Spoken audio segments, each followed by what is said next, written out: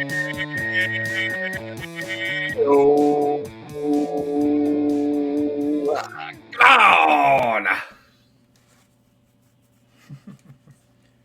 How's it going? All right. Hey, welcome to Chapter Chumps, a reading podcast where three guys read a book and then talk about it. Today on the podcast, we are going to be discussing chapters 13 and 14 of Ursula, Guin's The Left Hand of Darkness. I am your host, Connor. I am joined as ever by my two co-hosts, Connor and Josh. We are your chumps. We are here to talk some chapters. Before we get into it, I just want to say, boys, sorry that I asked to reschedule, but I had to watch the Nintendo Switch 2 Direct yesterday and then talk about it with my brother for an hour. Wasn't that at 9 a.m.? Well, I mean, that's when it, like, I was at work. I was at work when that So was I. Link me to the podcast. Josh, you work from home, so you could have watched it. You could have watched it while you were at work, no problem. I was messaging a friend, a coworker, through the company chat. Yes. Right. I have no such luxury. I'm not able to do that. So when I got back from work yesterday at it was 5:30. That's my brother and I had stayed off the internet and said, let's watch this together. And so are you guys pissed about how Donkey Kong looks now? No, Donkey Kong looks fucking awesome. Okay, cool. Yeah, I actually am interested in a Donkey Kong about game. it. Well, anyone who's pissed about it, it's a retro inspiration. I think it looks fucking cool. Yeah, it looks perfectly fine to me. I think it looks a little. It reminds me a little of Wreck-It Ralph. Yeah. But I think that's more the gameplay and the styling, and the shot from the trailer of him just like ground pounding the camera. Yeah. Which feels like it's right out of Wreck-It Ralph, but. I mean, there's also the caveat that Wreck-It Ralph is obviously deliberately inspired by. Exactly. Yeah. I totally forgot about that, but you're right. That makes perfect sense. Come full circle. Yes. Now I am the Donkey Kong. Yeah, so I thought that was pretty cool. I got everything I wanted, which was just that the Switch 2 now has a GameCube Virtual Console. That's really all I was asking for, to be honest. If they port over any of the Rogue Squadron games, I'm going to have to buy the console that day. If I could play Rebel Strike mobile, that would be just so much fun. Yeah, that's a great point. Yeah, I mean, there's just a great library waiting to unfold there. Having stayed away from many of the spoilers and leaks and all that stuff, I just texted or messaged my coworker before the thing started. It's like, my guess is that it's going to be a 2K console, $450 or $499, and 8-hour battery life. They didn't announce the battery life. It's 1080p or 4K, so I kind of split the difference there, and it's $450 or $500, depending on which bundle you get. So I think I nailed that one. Yeah, pretty spot on. And I jokingly suggested, watch the big reveal be out of left field, like F-Zero, or I meant to say Kirby Air Ride, but when I looked back at my messages, I never said that. But then F-Zero showed up in the GameCube part, and then there's a sequel for Kirby Air Riders, which is a game I had not thought about literally in years until a week ago when it just the soundtrack randomly popped up in my YouTube feed. So it's like, oh sweet, I need to reach out to my cousins, because if we're getting this console, we have to play fucking the new Kirby Air Ride City Trial, because that's all we used to do 20 years ago. Yeah. Josh, you didn't have to go through a foretelling process to learn the secrets of the future, did you? No, I just went off vibes. Gotcha. So no zanies, no perverts, nothing like that? Nope, nothing so interesting. Just Hmm. just vibes from how I was feeling that morning, literally 5 minutes before it started. Just vibes. Josh is a vibes guy now. It's all vibes, you know? Yeah, not quite. He's always been a vibes guy. That's true. Josh, I think Josh is like sort of, if you wouldn't expect it, or you might not realize it, but Josh is he's like definitely a vibes guy for sure. Yeah, yeah, underrated vibes guy. Yes. Yeah. Low key vibes guy for real. Yeah. For real. So yeah. So there's that. Connor, you gonna get a Switch too? A Switch. Am I gonna get a Switch? Is it called the Switch 2? It is, yeah. Oh, No, you're getting a Switch also. that's what I was wondering. Which one you were asking? The Yeah. answer No, to either I'm not. question I'm not. is What? no. Yeah. No, no, I was gonna say, I'm not doing a Nintendo related Abbott and Costello bit. It's not Well, what's that's happening here. that's the issue. That's you should have. Yeah. No, I don't think so. I don't think this is gonna pull me out of retirement. Yeah. Maybe a 24-player Mario Kart that's I don't really like Mario Kart. No, you know what it would, if they made Sonic Adventure 3 Battle, I think Connor would consider getting a Switch, and that's about it. Yeah, Maybe. you know, I think you're right. Actually, that would make me consider it. Yeah. And it's like, why haven't they made? It's like with the Sonic movies as big as they are, to be honest, doesn't it feel like now's the time to strike? I don't know. Rebel Strike. Yeah. Yeah. There we go. I mean, So- I think they've done a lot of Sonic stuff that they've said is like inspired by. They're like, we want to capture the. This is me when I read all the Wikipedia pages of the Sonic games that I missed out on. Yeah. They're like, we want to capture the adventure and the energy of Sonic Adventure 2 Battle, but then they never do. Like, so I don't even Right. I don't know. I don't know if they're capable of doing something like that again. I've seen some fan edits of the game or like remakes of the game that look very interesting. Some of them like actually merge the levels together somehow. Like it's hard to explain, but like instead of just like you finish the level and then suddenly you're in the desert or Metal Harbor or stuff like that. It actually like flows like, oh, this level like shoots you off into the distance and you land at Metal Harbor, or you like helicopter over to Knuckles and Rouge fighting over the Master Emerald. I saw it a few months ago, so my memory's a little spotty right now, but it's something that would be interesting to check out. Yeah. I mean, and it'd be cool if they. The thing is like, it's funny. It's like according to Connor, they're saying like, oh, we want to capture the spirit and this and that. It's like, why don't you just try making the fucking game? You know, Yeah. how hard is that? I don't know. Yeah. Speaking of Sonic, I have been sending you guys some pretty top-notch Sonic content in the Chapter Chumps group chat. Have I not? Yes. I would. Yeah, I he would has. refer to those as shit posts. At best. No, come on. That one fan Russian dub- animation was sick. Guys. Oh yeah, no, that was awesome. Guys, that Russian dub was weird. actually I've been saving my viewing experience for the podcast. So I'm gonna watch live now the last 3 videos Connor sent us. This isn't Knuckleheads. Ready?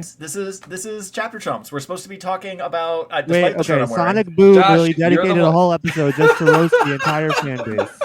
Oh my god. Josh, you're the one wearing your Sonic shirt tonight. I said, despite that, I just happen to be wearing this. This is not our Sonic talk. Holy. Yeah. This is fucking. We're supposed to be talking about Left Hand of Darkness. Yeah. And we're 10 minutes in. Who is this and guy with we haven't gotten the? to it yet. Is that an anteater? Yeah, I think it is. Yeah, or something like that, or an aardvark. I don't know. That's the same thing, Connor. What? That's not true. Yes, it is. No. Really? Yeah, aardvarks are anteaters. Because Arthur doesn't look like an anteater. He looks like an aardvark. That's just that is the Sorry, I can't focus. Yeah, no, that's why I didn't want you doing this. So an Okay, aardvark. wait, no. So an anteater I'm is on the animal you see second- at the zoo. An aardvark is what you see in Arthur. That's how I always differentiate them. I don't call the animals aardvarks. Now here's the second video. Thank you. Why is that the one that shows up on the bike? For fuck's sake. Josh, to be clear, you are watching all of these, right? Oh, Each this time is I my send favorite them. one. You are watching them, right, Josh? It's not like you know what each How one did you of these find is, this right? one? Real Sonic David? All right. Yeah, now I'm just the algorithm is starting to send them to me. The more I send them to you. When I don't check Instagram Russian that dub. often, but when I start I'm scrolling through it, crying. it's just all Sonic animations now. Yeah. It's completely broken. Wow. I say here, this might be a new segment we have here in Chapter Chumps. Connor, just to send them over here, and I'll watch them live on the podcast. No, we have another every week. podcast for that. I'll watch them live on the podcast every week. What's funny is Connor will watch them live, but just like he's doing right now, he's not going to comment or do or make into a bit, and he'll just actually sit there and watch them live. But it's not really a segment. He just sits there and does it. So. Well, no, it's a segment because then you guys can react to me watching them. Yeah, and you can Josh does his bit of exactly. Josh does his bit of like, oh, this shouldn't be on the podcast. Right. Yeah, no, a bit, right. And then Connor, you can do your bit of like, yeah, right. That's my bit. Yeah, But for real though, that one Sonic fan animation I sent you guys, that was like really fucking killer, wasn't it? Like, that was really good. That's one. Yeah, that's one that I watched. That was really. And that's why I sent a reply to it. Unironically, I want more of that. What are you gonna do? Like, if I could find more of that, I would send it. But instead, I get like Shadow ordering a Subway sub at a fucking Subway and asking for this. I just think you don't have to share that. Yeah, I don't know. But we're glad that you do. Yeah, no, thank you. We are glad that you did. did. I respond? Yeah, no, Josh, you did actually, because there it is. I mean, okay, yeah, I don't scroll back through this chat that often. You were taking the piss a bit, but yeah, it was fine. Oh yeah, I said like no sayonara, Shadow the Hedgehog. That's what it was. 0 out of 10. Yep. I don't know. I was just impressed. I was like, wow, that kept going. Song was really cool. Whatever. Yeah. Let's talk about this fucking book, huh? Josh, has it been? I mean, you read last weekend essentially, right? No, I actually read last Tuesday, expecting we'd record last Wednesday. I was busy the weekend before, and now that my Tuesdays are opening up, I seem to have the time to read on Tuesdays. So, figured it'd make it easier to remember what was going on the next day, but then 9 days passed before we actually record, so yeah. I ended up skimming through those chapters again earlier today to remind myself what the fuck happened. Yeah. No, you just can't win, Josh, because me and Connor, we keep telling you, we're like, don't read on the weekend. You should read the day before, just like us, and then you read the day before, and it's like, oh, no. No, sorry, we gotta wait till after the Nintendo Direct next week. Yeah. Although, to be fair, I'm not the reason we had to wait a week. I'm the reason we had to wait a week and a day. Yes. I don't feel like I should take the full brunt of that. That's all, Well, yes and no. Can't blame Connor for getting sick. Okay, so Connor's gonna get a pass for a whole week. Connor gets a pass. He was Connor gets a pass for a whole 7 days. Okay, and we don't have to play the blame game, guys. Yeah. You don't have to do this. No, I don't want to. I don't want to play the blame game. I hate that game. You know what game I want to play is Sonic Adventure 3 Battle. That's what I want to play. Yes, me too. On the Switch 2. Where is that game? Actually, they should really... I said the only thing I want is a GameCube Virtual Console, but fuck, where's the Dreamcast Virtual Console? Nintendo, make it happen. Come on. Anyways, that's a Sega console. That's probably why. Well, yeah, but they have ports of the games. Well, they got Sega Dreamcast collections out there. Yeah, Sure. they do on the Switch. Yeah. So there Because- you go. Well, I'm Don't just saying. spend $500. Just keep playing your Switch Uh, for now. I don't know. You know, I Yeah. do subscribe to the whatever Nintendo Online fucking thing is. I have all that shit. Yeah, I do too, because it's only like it's annual, so I keep forgetting to cancel it when I'm not using it. But Yeah. it's also like $25 a year, so I don't care. Yeah. Right. I'll Well, see if that changes in the future, given their pricing scheme for the new console. But that's a different conversation. yeah, yeah. So as far as the book goes, I can't remember exactly when I read now. It's been so long. Well, presumably sometime in the last 14 days. Yes. Since that's when we last podcasted. But I was pretty timely with my reading too. Usually I might wait, but it's been about a week or it's been just under a week probably since I read. Yeah, I read at like around 5 this morning. Nice. 5 early. a.m. 5 a.m. 5 a.m. Yes. That's early for you. While you were on the clock. No, I had last night off, so I was just awake. Oh, okay. Wow. So but your schedule is just like you can't unfuck your schedule because then it'll fuck you up. So Yeah, no, I can't do that. No. you just got to be fucked. So you were Well, just for something, you shouldn't. Some people do, but I found that working overnights, trying to adapt to the daytime on your off days just really fucks everything up. It makes you feel like shit all the time. right. So I try Yeah. not to do that. Man, has that been tough? Does it feel like half of you is in a perpetual state of darkness? I don't know. Just the left side. I like I do like the schedule. You do, yeah. That's the good part of it. Yeah. Man, well, good for you. You little psycho freak. Thanks. All right.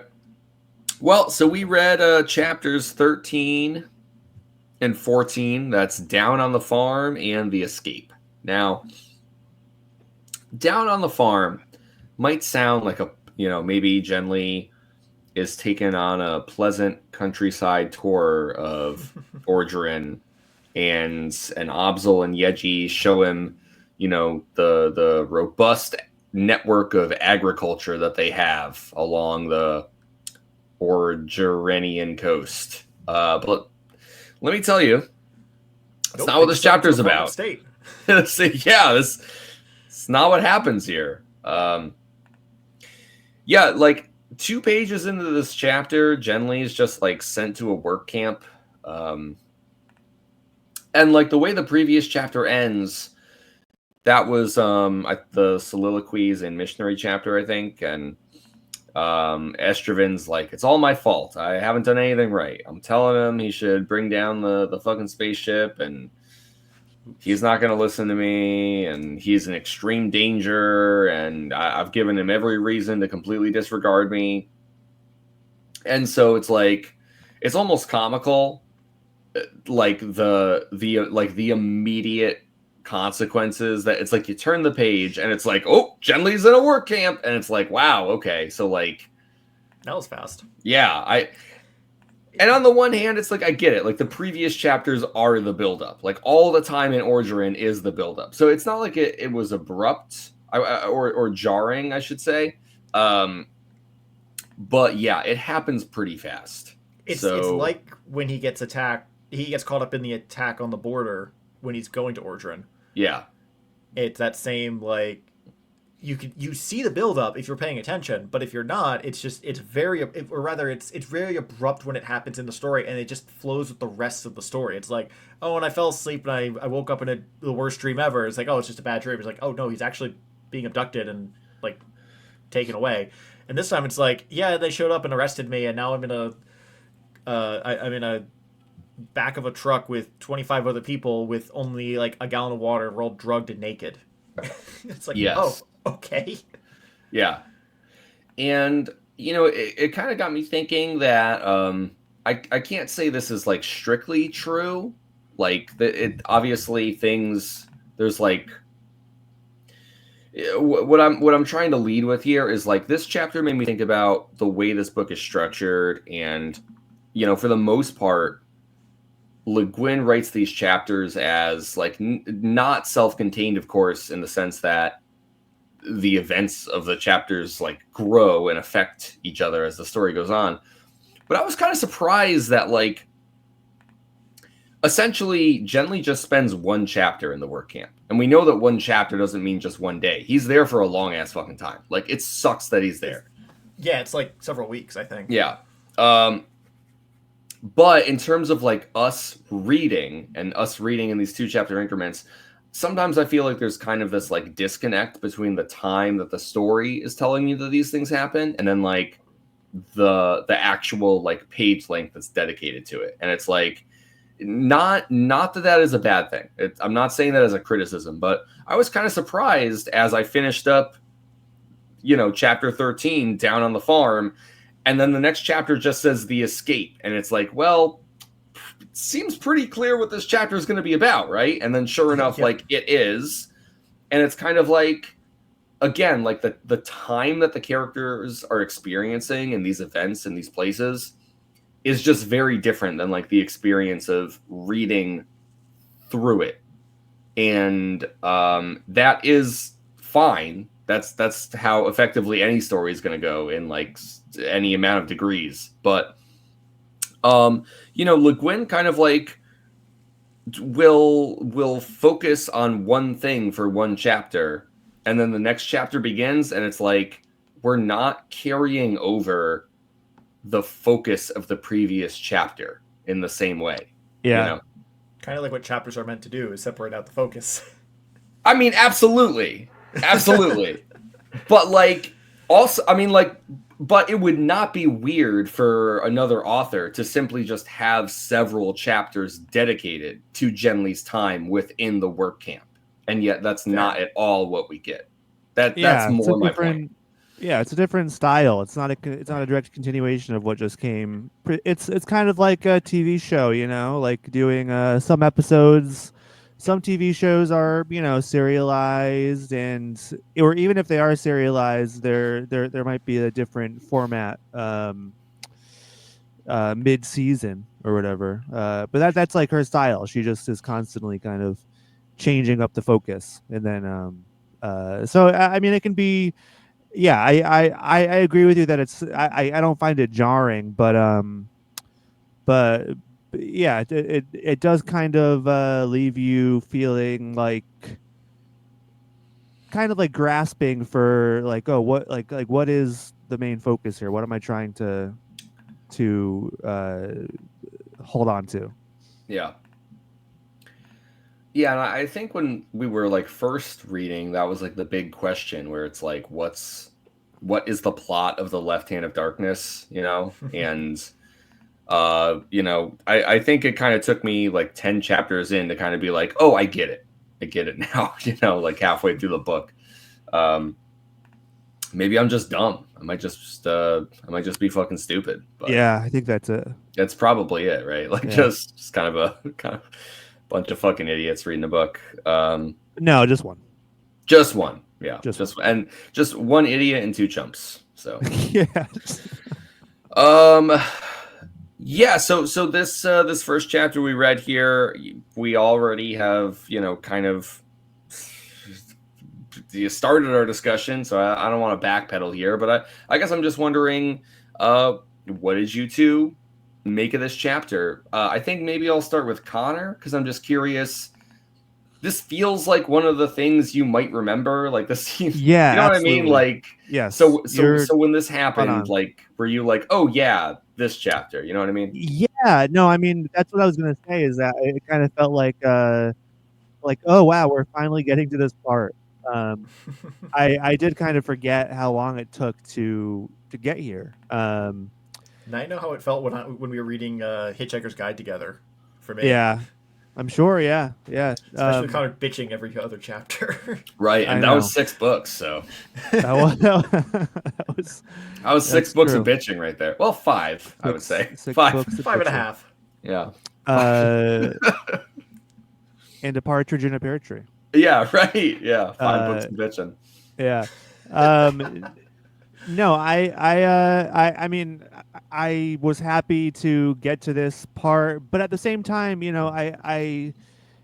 I feel like could we have had 3 chapters of Genly in prison?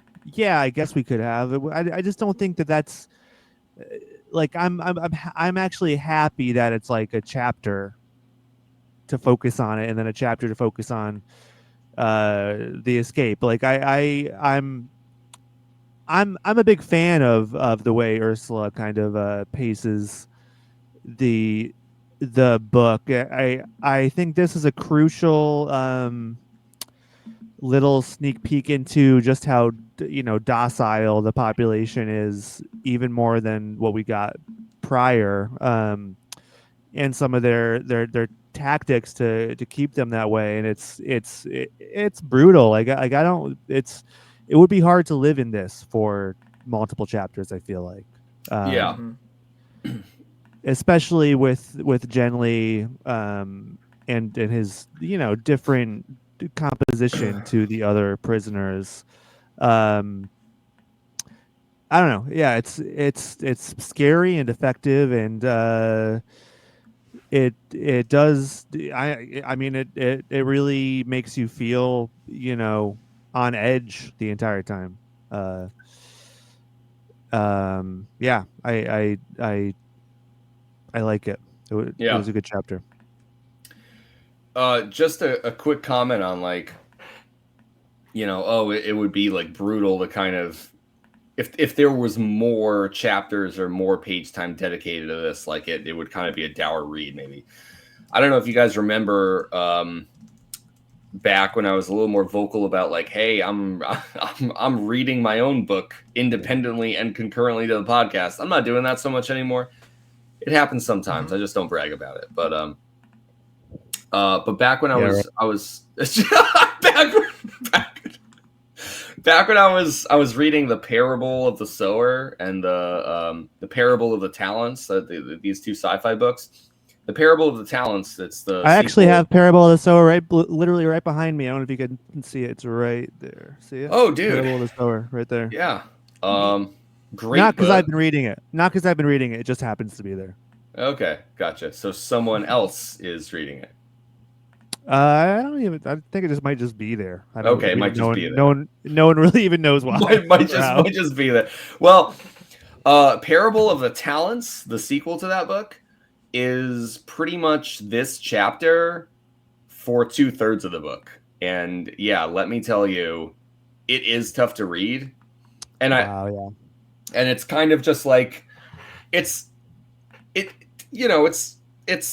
of like the opposite extreme where it's like if it feels like there's a very clear decision by Octavia Butler, the author of that book, to sort of be like, no, you don't just get a chapter and then get to like, exhale. Like you have to live in this for hours of your own life. Like if you want to read this book, you have to be here.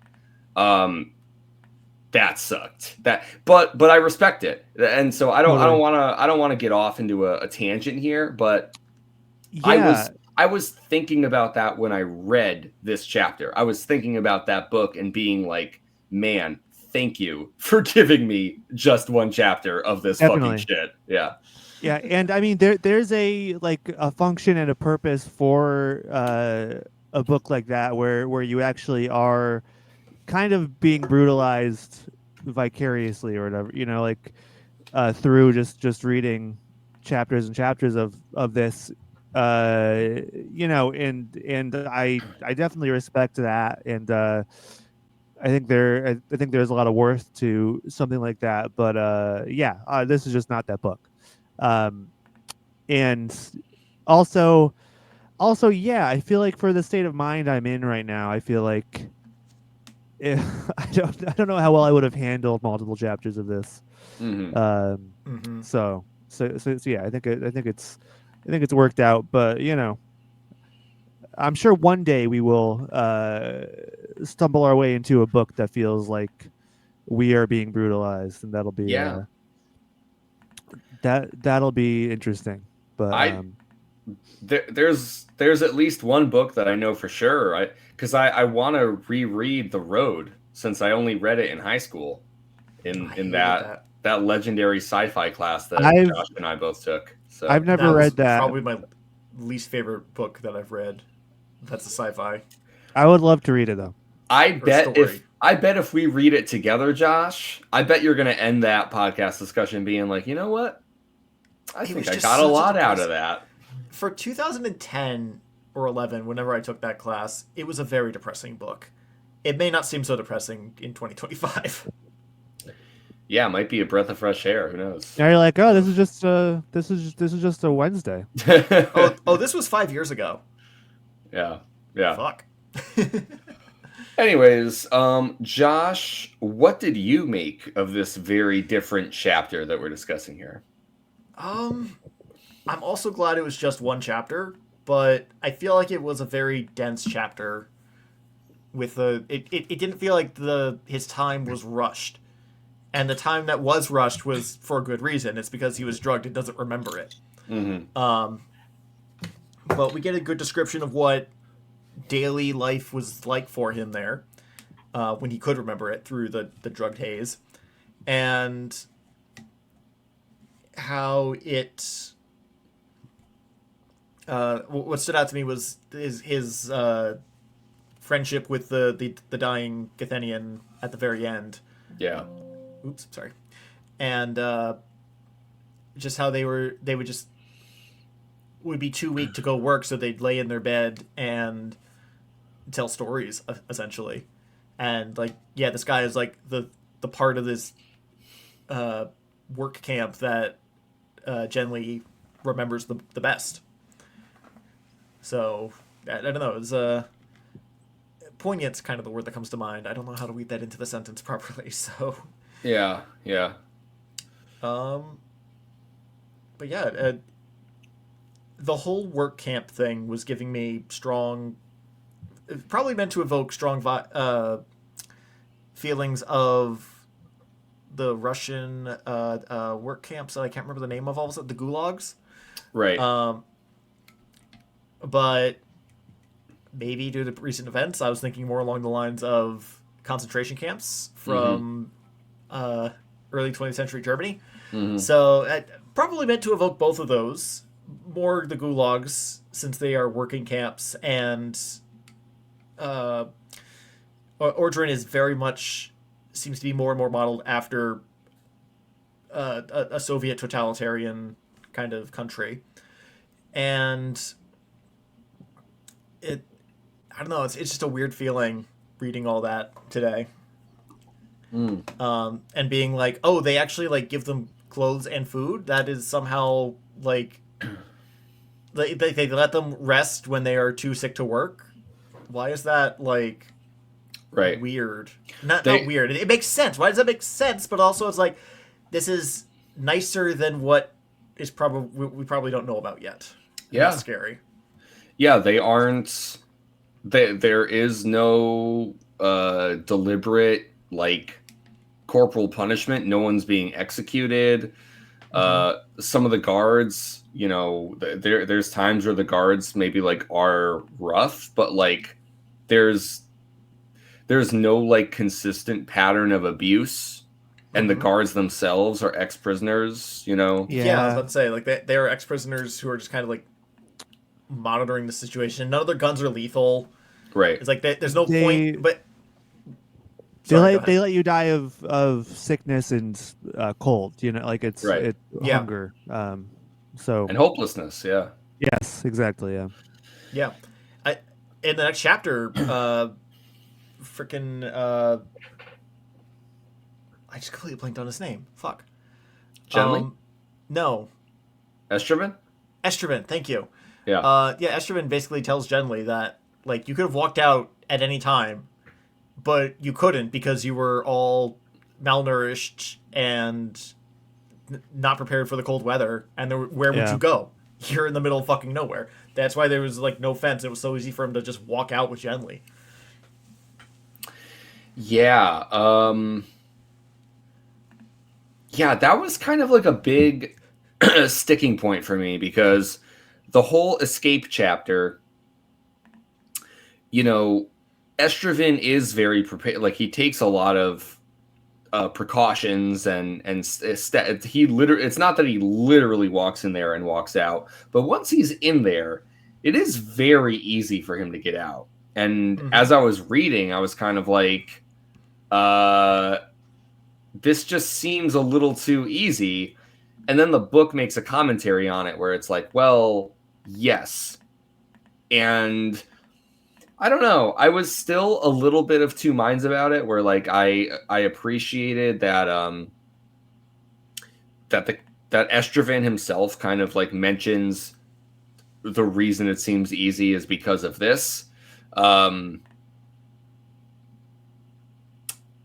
don't know, but I guess I still sort of had a hard time in some respects, considering that like it's almost like the guards themselves are just as like dulled and pacified as by the work camp as the prisoners themselves. And it's like I think that there's like sort of this commentary explanation idea in there where it's this weird like foggy sort of reality that everyone just is kind of like stuck in.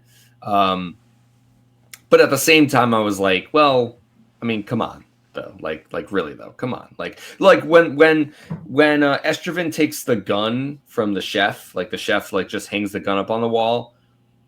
I'm like, shouldn't there at least be like once the chef checks out or something, like shouldn't it be like, where's my gun? Or there's like something to, it's like, where's the bureaucracy? That's what I'm wondering. Where is the bureaucracy that completely governs Orgerin, but is seemingly devoid here in the work camps?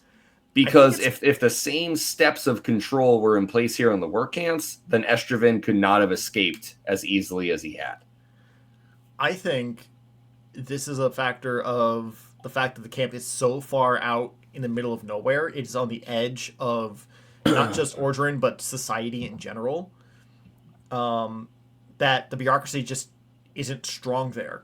And all the prisoners, the guards, and the people who are in charge of this camp who are there are former prisoners themselves, and thus have no interest in maintaining a strict bureaucracy so much as just maintaining their own power over the current prisoners who are being kept very docile by drugs. And so I think this is more just a fact. There's the bureaucracy doesn't have a strong hold on this particular location, is kind of my point here. Yeah, I mean, the one thing about bureaucracy and these like systems of control is that like I think we often overestimate the total like reach, or I think there's always going to be holes in the system. I think that this is like very much the leftovers of society, where they're pushed over here to the side. The people, people in power don't want to think about these guys. They don't want to acknowledge them. They think, whatever, if they escape, they die out in the fucking woods. It's like, who cares, So and also, if like one of the guards dies, okay, well, he was just a prisoner anyways, who cares? Like, so it makes sense to me that with somebody as skilled and like motivated as Estraven, he'd be able to pull off what he did. I just think that oftentimes we kind of overestimate the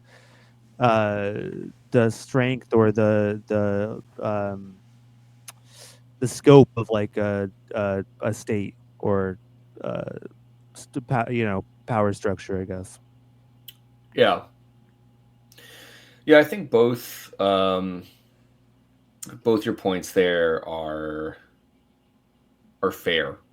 Yeah, no, I get that. I think you're largely right, and I think that was just my own little wrinkle as I read through. maybe we could talk a little bit more about that when we get to this chapter. Before we talk about the escape, we definitely need to talk about Genly's time within the work camp or the farm itself. Josh mentioned that the chapter, like the bulk of the beginning of this chapter, is really dedicated to Genly's journey, his transfer to this place. One of the things that I thought was very striking about it was just there is a kind of similarity to when that village was raided and Genly was rounded up, you know, and no one else is ever asking like what's going on or why did this happen. And you know, it's kind of like the same sort of eerie feeling of like everyone's in the truck and there's times where they're not even sure that the truck is still like in use. You know, they're questioning whether they're just like totally abandoned within the snow somewhere, or like no update, nothing is given to them except for, you know, like a paltry amount of water. And yeah, I guess it's sort of like this this I don't even it like it's like a complete destruction of the soul, you know. It's like everyone there pretty much just accepts what's happening to them, because I think there's this sort of like quiet understanding where it's like, well, if you're on the truck, then it means that whether you've done anything or not, you've been identified, or you're an unintended but uncared about like casualty of circumstance, where it's like everyone just kind of gets like, if you're on the truck, you're fucked, period. Like no one's fighting it, no one's trying to get out, no one's like why poor me. Everyone's like, well, we're on the truck, so it can't be good, right? Because we're here on the truck. Like the only time they're really making noise is to try to alert their captors that someone's fucking died in here and take the body out. Yeah. And they don't listen. Yeah. And we find out the second person dies because they didn't get enough water by the time they arrive. Right, which is a whole deal, because Genly's reflecting on that and he's like, fuck, I should have given that guy. He's like, I saw that he didn't get water and I chose to not say anything. And yeah, that felt like something Genly was grappling with. Like Genly as a character who comes from a society in which these things presumably do not exist. Like the scarcity and the power structures and all that he's experiencing here on Gethin. Like we kind of have to remind ourselves, you know, Genly is experiencing these things for the first time. And I think that like because of that too, like when he's reflecting on these things, he's not just like, oh man, like this is so fucked up. He's like, I didn't know that this could happen. This is like the first time I've been in this situation, and I'm surprised that this is how I reacted, given that I didn't know people could be treated this way prior to like this experience. Yeah. I mean, it's obviously there's a lot of fucked up things that happen, but the whole journey on the truck itself, the thing that I found myself like most kind of, I don't know, like disturbingly sort of captivated by, is just the unknowingness of it all.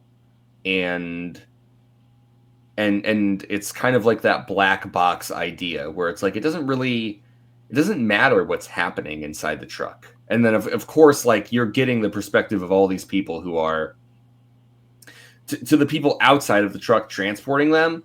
It doesn't really matter what happens when they open it, like, you know, 4,000 miles away, or I know it wasn't that far because the fucking truck only goes 25 miles an hour, but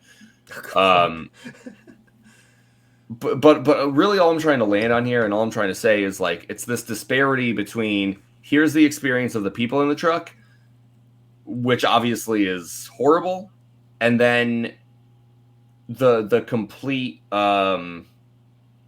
unacknowledgement of their transporters, and they just open up the door wherever they are, and it's like you're here now. Whatever happened in there, I don't care. You're here now. Yeah. I guess that's all I wanted to mention about the whole truck experience. But I think Ursula K. Le Guin, she wrote it. She wrote it very compellingly. Yeah. Agreed. It was a disturbing experience to read about. Is how I would like to put it. Yeah.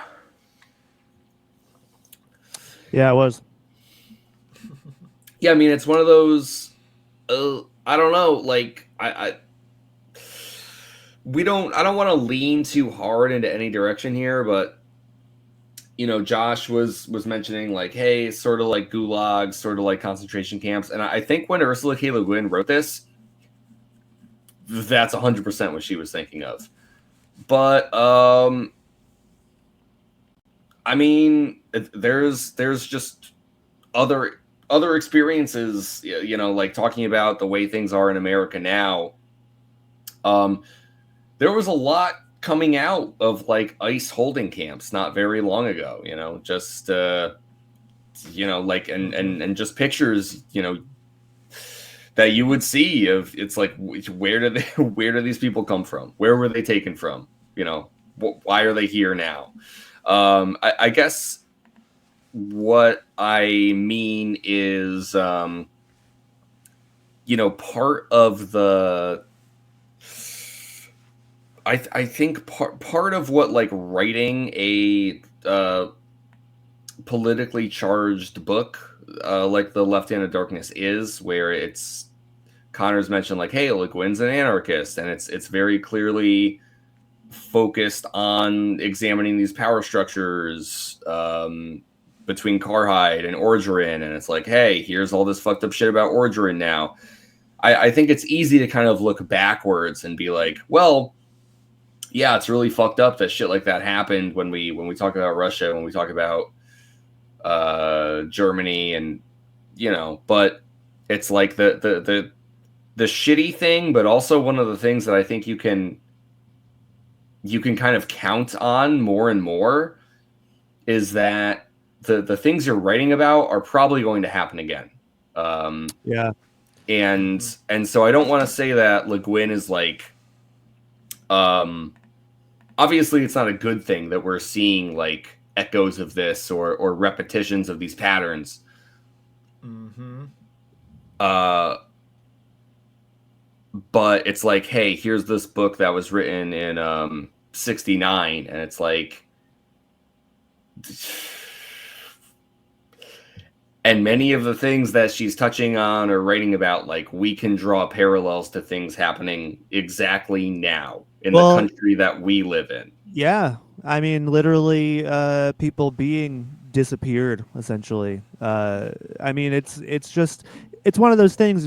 It's an unfortunate thing that but like, when would it not be relevant over the last 50 years? Like I mean, it's like right now we're in a pressure point, but it remains relevant. And yeah, you can obviously sure, Soviet Russia, Nazi Germany, Japanese internment camps in here in America. We there's so many moments you can point to that, like, it's just a thing, a terrible thing humans do that we we can't seem to evolve out of, and or it seemed but I mean the novel position we get here is that Jen Lee is from a culture that seems to have evolved out of that, and so now we're looking at it from his eyes, which is someone who is who's I think knows that these kind of things exist just from a historical perspective, but just how different that is experiencing it, in person and having to deal with uh, the terrible physical and mental consequences of it. Yeah. Yeah. It's just kind of crazy. I mean, we'll see what Genly's thoughts are on it in the coming chapters, maybe. But he also doesn't. It's like some of his lack of comment seems to be like his pacified nature from the drugs.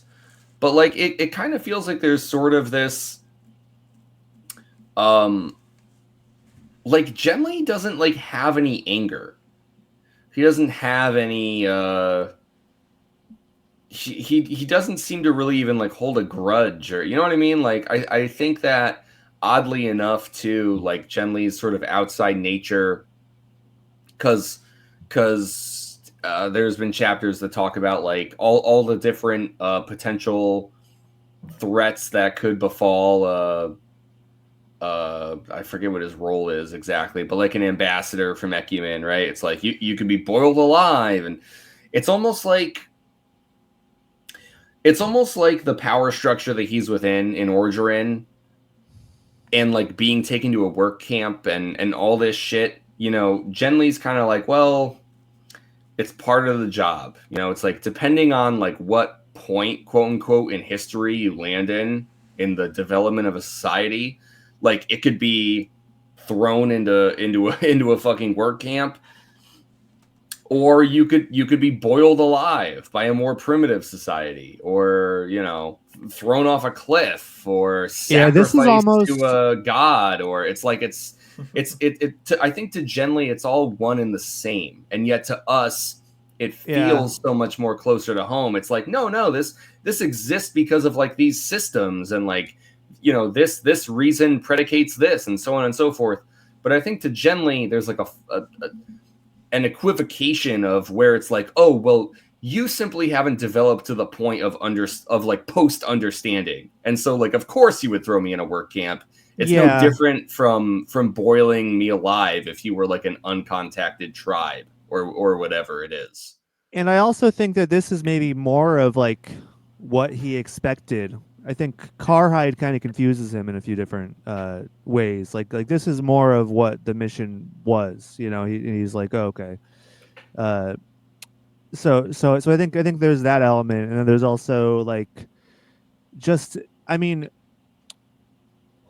what good would him showing that anger do when he's surrounded by people who are almost totally docile? Like Josh was saying, they only kind of show their teeth a little bit when there's a dead body around them, and so I mean, yeah, it seems like there's really no fighting his way out of it, and I think he knows that.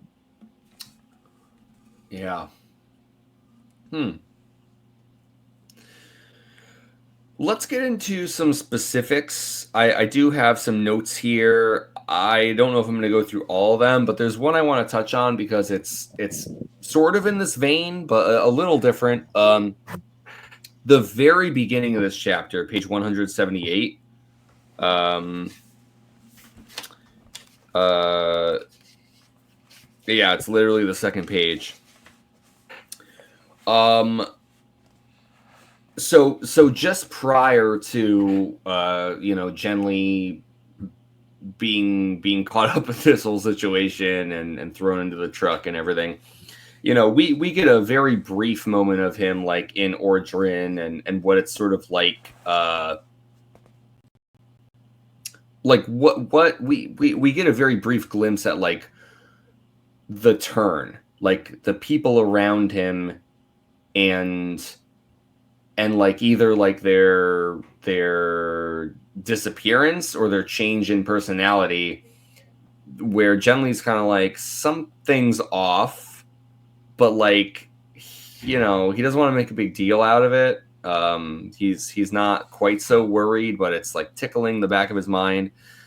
The thing I really want to mention is so so Genly is talking with I think it's Shuskis about Estraven's power hungry nature. And this is the fucking the narrative or the spin that the common souls are giving to explain, because Genly's like, hey, fucking Estraven just came up to me on the street and said all this weird fucking shit, and he was like, he's apparently been like spying on me, and he seems to have all this weird knowledge they shouldn't have about like the meetings we've been having, and so everyone in the common souls, the commonsality or whatever, they're like, oh yeah, that's what power hungry people do. That's what people do when they used to have power and they've lost it, and they're desperately trying to claw back at it, or find some sort of like underhanded way to regain their power. The thing that I thought was really interesting about this is, like, as a reader, I was like, yeah, duh, like I get that would be the spin, but to Genly, this was another moment where I sort of reminded myself, Genly does not have the same concept of power and individual power within a system as the people on Gethin. And so this felt like a true explanation to Genly. He was like, "Oh yeah, that makes perfect sense. Duh, people who have power, might desperately cling to it and try to lash out and do it." He was like, "Oh yeah, right." But even just the concept of like power hunger is something that Genly has to learn. It's something that has to be explicitly told to Genly. And then Genly goes, oh, I get it. Oh, that totally explains Estraven's actions. And then, of course, Genly gets thrown into a truck. So, like, we get the two-faced nature of it. But I was very fascinated by, like, Genly taking the explanation and the spin at face value and just being like, oh, I get it now. Do you know what I mean? I think so, but I don't. What you just said at the end, I think, just blew up my argument here. I do think he was taking their word at face value, but I don't think he was completely like out, like didn't understand that people losing power would cause them to do something like this. I think he just accepted it as the explanation in this instance, not that he didn't understand that as a concept beforehand. Um, and I mean, it is an explanation that makes sense. And given what we know of Ordrin society being full of liars, essentially, versus Karhadish society, which is full of what was it? Fear. Devious truthers. No, people who are afraid. Yes, cowards. That's a good way to put it. You're right. I just think Genly wasn't prepared for the liars. I think he was trying to give everyone the benefit of the doubt, and just trying to further his own goals of introducing everybody to the Ecumen interstellar society, and he just wasn't prepared for the level and complexity of the lies that run Ordrin society. I think he was noticing a lot of the dystopian or authoritarian things on the fringes, like people would be following him and there'd be paper please everywhere as people check to make sure you got your papers. But I don't think he really quite grasped the two-faced nature of all of it. Yes, because we also see that with his interactions with Estraven. Sorry, I just completely blanked on the name again. Yeah. He does not understand how the society works, and so doesn't understand the help that Estraven is giving him, and we'll get into this more in the next chapter when they finally figure this out. Um, but I don't think Genly up until this point has fully understood the danger that he is in and the I keep searching for a word or a phrase to illustrate this better, and I just can't pull it together. Um, he's a bit naive in how he's going about this, and it makes me wonder what kind of training they give the people in Genly's position and in the at the Ecumen, where they're not prepared for variations of human behavior from across the verse. Because I mean, Gethenians are unique in their society and their customs, but they're not unique as humans. They have many human flaws, and their society has many human flaws in it. And I'm surprised Genly is so naive to all of them when he is supposedly trained to handle anything for first contact. Yeah, I think that's a good point. It definitely, I think naive is a good word to use, because it seems like there's so many points throughout this story where Genly will kind of be like, oh, fuck, like there's always this kind of disconnect between us as the reader and Genly's understanding. And I think that makes the story like compelling. Like it's because of that disconnect that, like, in part because of that, like, you want to read, because it's like, you're like, well, fuck, Genly, what do you do? Figure it out, so it's certainly not an oversight. It's a key part of the story, and I think it works great. But, like, yeah, I mean, I guess examining the Ecumen a little more closely, you would think if they have 83 worlds under their belt,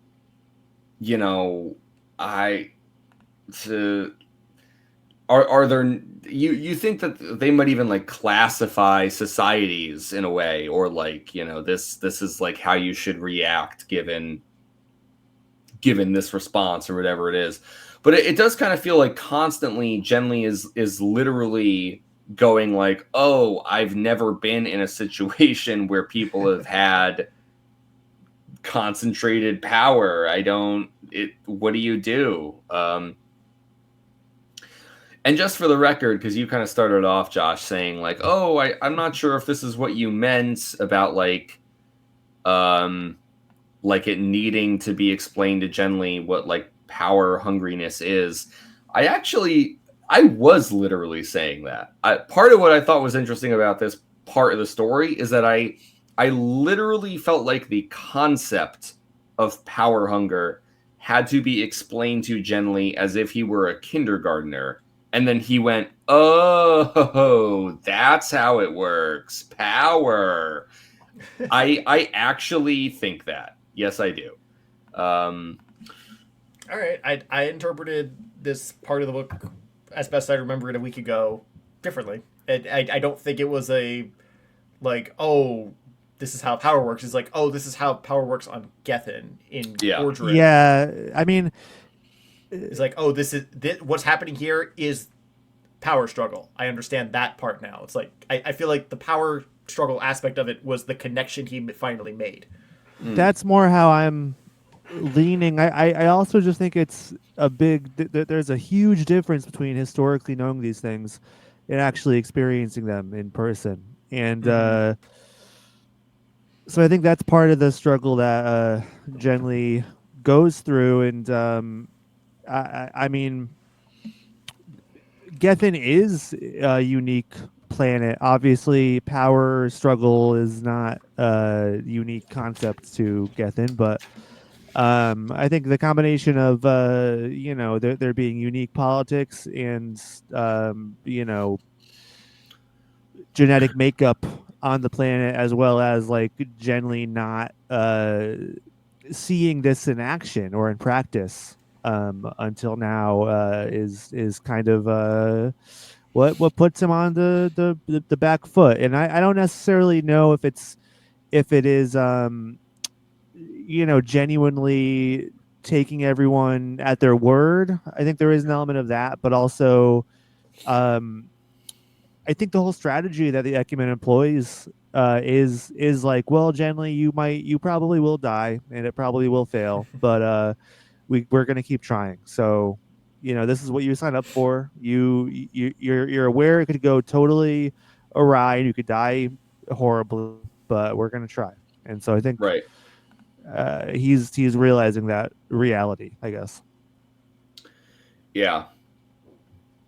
I think that that's definitely true too. And, we had talked, whether it was the previous episode or the one before it, where Genly has displayed some traits that kind of suggest like, he maybe has a bit of an ego about him, or a desire to like be the one to bring Gethin into the Ecumen.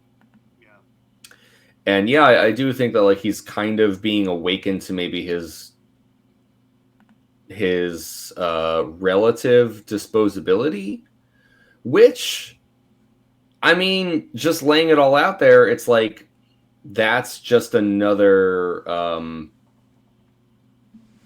that's just another manifestation of power. Even if the power structure, like above and around Genly, is not the same as Karhide, to take a human life and to take a calculated risk where it's like, yeah, I mean, you have like X amount of chance of succeeding, but if you don't, then we have like, Y certainty that it will occur afterwards. To crunch those numbers, and taking into account like an individual person, I mean, that requires power. You can't do that without it. And so I think maybe like Genly hasn't even considered like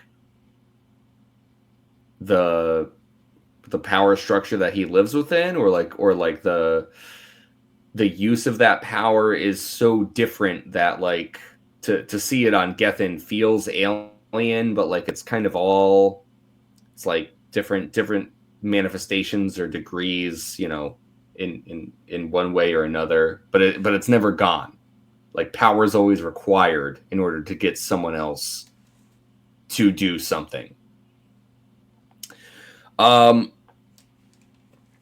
Unless there's something you guys want to mention, I want to talk about something a little different. The right I have brightness. I have this other note here. Okay, page 184. I'm still on the truck, but I swear to God, I don't have a lot else to say. Fair. So 184, that top paragraph. This is when Genly's kind of realizing there's this other person on the truck who's in Kemper, and Genly's like, oh. So the line reads like this. It says, the Orgata was in Kemmer and had been drawn to me. The one time any of them asked anything of me, and I couldn't give it. That line really, really stopped me, because it was the first time I really had to think what that meant. I guess the question I want to pose is, when Genly says I couldn't give it, is he saying I biologically cannot fuck a Gethenian, or he felt like he was in a situation in which he was not available for sex? I initially interpreted it as the former, but upon further reflection, believe it was mostly the latter. I don't know what I don't know if we're ever going to know if there's real differences between the typical human that Genly is versus the Gethenian norm. I don't know. I just don't know. I don't know what requirements come from Kemmer that would go beyond what we would think of as typical human reproductive sex. So maybe he literally cannot provide some of the chemical signals that Githanians rely on to end Kemer. Or maybe it's just like he's starving and naked in the back of a truck surrounded by 25 other people. And that's just not a good situation. Yeah. Yeah, I think it is the second mostly. I don't know. I think it's there also could be some rules that the Ecumen have for him. I don't know if he's allowed to fuck while That is a good he's point. on the planet. Um, Yeah. and also he's just tired and hungry and in a truck full of people. So there's a few reasons why maybe he doesn't feel up to the task. Yeah. I obviously all of that tracks. It was like the lack of like clear context about this line that really drew me in, because couldn't give it could very easily mean either of those things, and it really got me thinking, like, Genly's been on this planet, we know, before the events of the story itself, for 2 years. And I was like, does that mean that, Genly's never had a romantic or physical or sexual relationship with anyone on Gethin? And it's like, well, it seems like the answer is yeah. Like, it seems You're like he like hasn't. you're like he hasn't fucked in 2 years. What the Yeah. what fuck? And Holy it's like, shit. it's not it's not that is bizarre in any way. It's that this line made me think about it.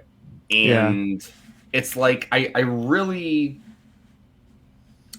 I don't know. It's like Well, yeah, these tiny touches from an author where, whether that's the intent in this line or not, I love being like sucked into a single sentence, that it feels like there's oh like yeah. a mini world It opens up. inside of this inside of this. Yeah, it opens up so many different avenues and thoughts to go explore. And I mean, maybe we'll get some clarity on that. I don't know. We'll see. I have kind of a follow-up theory or prediction but I'm going to save that for the end of our episode, because All right. there's a bit more we're going to have to discuss before we get to Yes. Okay. that. My last notes on this chapter kind of skip ahead to the dying prisoner that Josh had mentioned beforehand. I kind of just want to like open up the floor a bit before, like, unless we're ready to discuss that, in which case, hey, let's do it. But I'm just wondering, is there anything either of you would like to zero in on specifically? I was just flipping through the pages while you were making your last point. Page 191. There are no communal insects on Winter. Githanians do not share their Earth as Terrans do with these older societies. Those innumerable cities of little sexless workers possessing no instinct but that of obedience to the group, the whole. If they were ants on Winter, Githanians might have tried to imitate them long ago. And that whole paragraph was that one made me think about the what this farm was really about, or what it could represent, and the comparison to ant colonies and insect colonies, where the vast majority of them are drones or workers with no reproductive capability, no life beyond their assigned task to the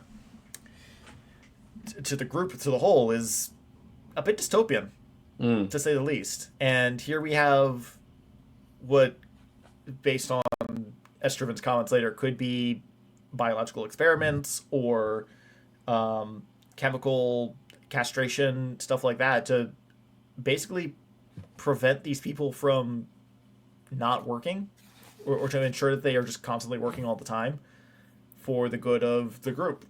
And it's like, this is, I guess, a good thing they don't have ants to imitate, because otherwise it would just be like the few queen bees who are reproducing, and everyone else is just at the mercy of their whims, just doing menial work, Yeah. which is really weird to think about it for sentient humans. Sapient humans. Sorry, there's a difference. Yeah, it is. It is a crazy idea because to me, it seems like the idea is like that. I don't know if I'm off base here, but like reading through that paragraph that you mentioned there, Josh, like my takeaway is that because Githenians have this unique like sexual dichotomy, and because there's these drugs they've developed that can essentially like all but like pacify and dull like any sort of sexual desire, like to me it kind of seems like there's this suggestion where it's like, well, if someone came into control that could more widespreadly implement this, like the dynamic within the work camps could potentially like expand and grow into like a complete control where you have like societal or planetary domination of a people in which they are effectively like ants. And so I think like the flip side of that is like this very Dune sort of thing where it's like, so is Le Guin suggesting that the reason that people cannot be controlled and turned into compliant insect-like drones is because we have this largely bisexualized biological drive that cannot be turned off in neat little monthly patterns, like because we have this innate sort of sexual desire? Is that something that has helped human societies resist control from people who would otherwise take advantage of them? It's a great angle to look at it from. I hadn't considered it. I don't think I'll come up with an answer during this podcast, but certainly something to mull over. I don't know if there is an answer. It's just I feel like the book is asking the question, you know? That's all. Okay. That's all. It's definitely interesting. It is. It's a good one to shout out. All right. Cool. Connor, do you have anything before Connor brings up the dying prisoner? No, siree. Well,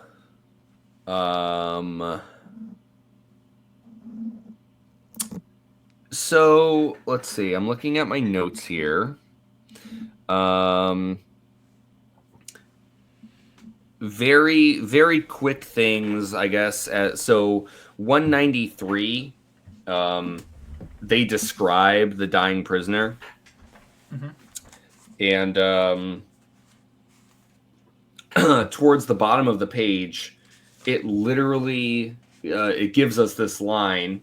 It says, "It is a type not unlike that of various isolated Terran groups living in very high altitudes or Arctic areas." And that just felt relevant to some of our earlier discussions of being like, what do these people look like? And Le Guin is like, no, literally, you should be picturing native humans to Arctic areas or people who have lived in high altitudes, period. Yeah, so that'd be like, wow,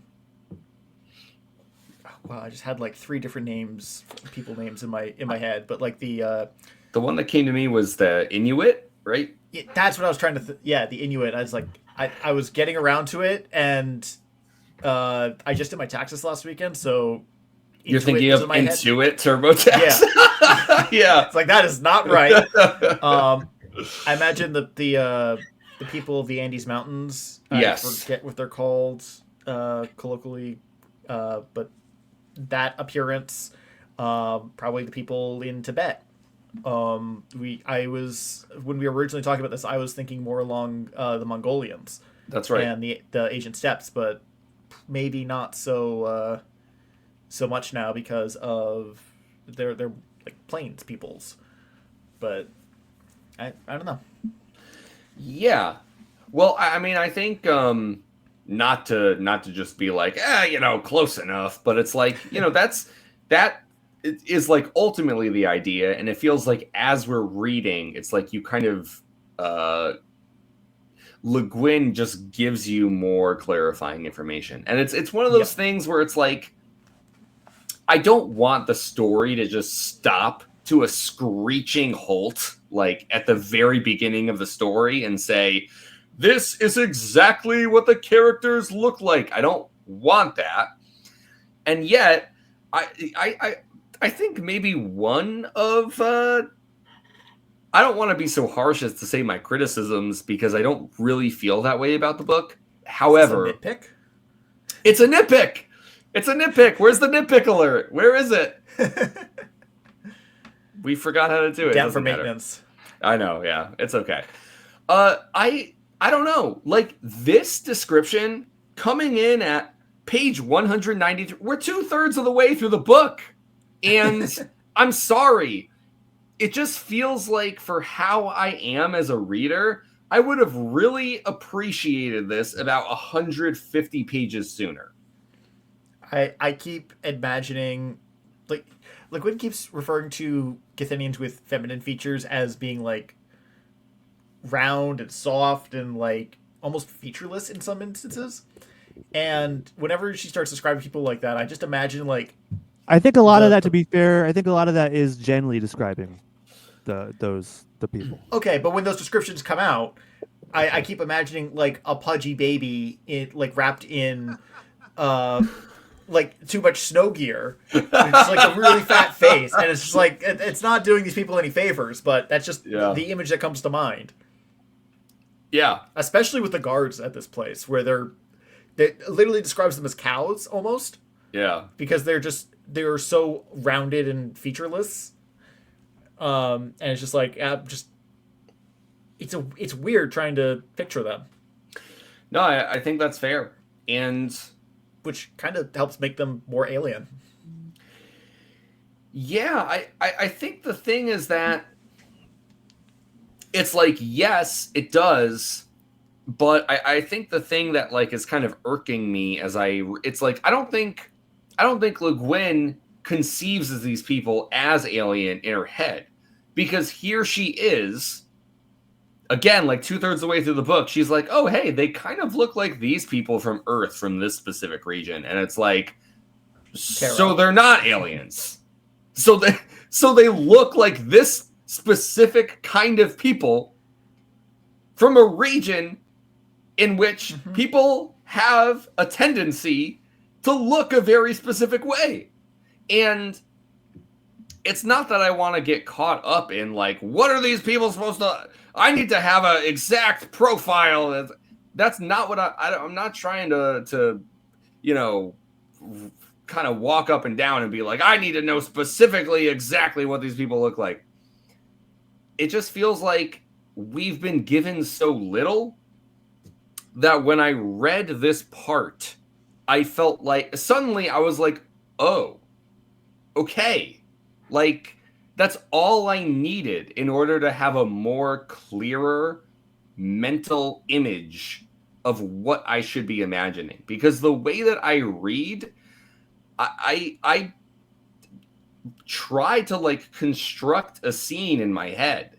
And if I'm not given enough information, it either leads to me creating that scene in a way that's completely inaccurate, or there's no scene created. And I get that I'm describing like probably something that's more specific to me, but like if I don't feel like I have the pieces to like create that scene in my mind as I'm reading, sometimes I feel like that kind of hamstrings like my ability to like connect with the characters, or even sometimes my comprehension of things that are happening in the story. If it feels like all I'm doing is reading the words and it's difficult for me to conceive of like an image, then suddenly I am much more likely to feel adrift and go, well, what's happening here? And again, it's not like a matter of like, what is the skin color of this person? It's more so, what do these people even look like? And Yeah, I felt like finally here I kind of had the information to make it like a more exact idea of what that is. sure. I think that's totally fair. I'll say for myself, I will always fill in the blanks mentally, and I'll always create a picture in my head. And I can't say like this book. I feel like the world itself has been fleshed out so well that to me, what the people look like, I mean, it doesn't. I can't say it bothers me that much to just find out now. I can't. I mean, even changing it and adapting the image in my head doesn't really bother me. But I can see why that could be a sticking point for you. Yeah. I mean, to be fair, I wouldn't even go so far as to say it's a sticking point. It's more so like, if we're going to be given the information anyways, why is it coming now instead of at the beginning of the story, when you're much more within a headspace to probably be constructing those mental images that you're going to use going forward as a reader? That's what that's what I mean. If you're going to tell me anyways, why are you telling me now? I'm almost done with the book. There could be instances where hiding details from the reader could be beneficial. Like, there's some feature of the character that is best left undefined until it's needed. But I don't know if that really fits the narrative intent of the story we're currently reading, what I'm trying to convey. Not saying that the narrative of Left Hand Darkness requires the Githenians to be fully defined or not. I just mean, like, the narrative tool that I'm thinking of is not what this story is about. Yeah, and to be fair, we have gotten descriptions of other people and their skin colors in the book. Yeah. This is not the first time it's happened. This is like the specific people we're dealing with now, really. Right. No, you're right. So I think that makes a huge difference to me, at least. And it's not about like, Genly is not describing these for you as the reader. He's just, this is when it's relevant or when he thinks of it. So that's the kind of book we're reading, I think that's really what it boils down to. I've been reading it as kind of like his report to the Ecumen. Yeah, exactly. He survives the book. Yeah, we're not getting this from the author. We're getting it from Genly. I know that. I guess that can kind of feel like a cop out, but that's just the kind of that's the narrative that we are in. No, that's we should fair. We should jump into the second chapter if we just because got about an hour left. I agree with all that. Yep. I would like to request a tight 2-minute break, though. Tight 2, baby. Let's do it. Unless Connor had something really quick about this chapter. Whoa. You know what? Let's take a tight 2 and we'll just see what we talk about when we come back. Fair enough. Sounds good. Thanks for the flexibility, Connor. You know me.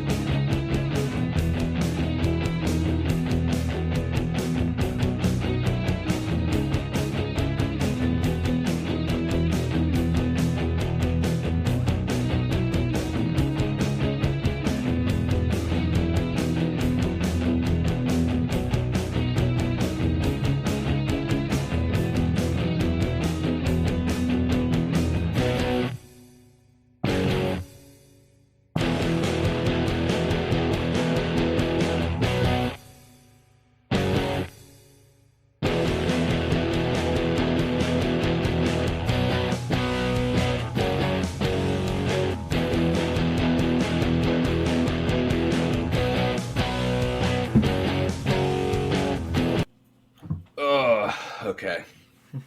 Connor, you got a hard out at 10? Or earlier than that, maybe? Maybe earlier than that.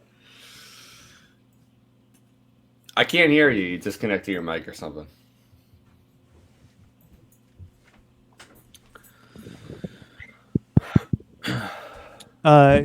Yeah, 10 or just a little bit earlier, as close to 10 as we can get. Okay, gotcha.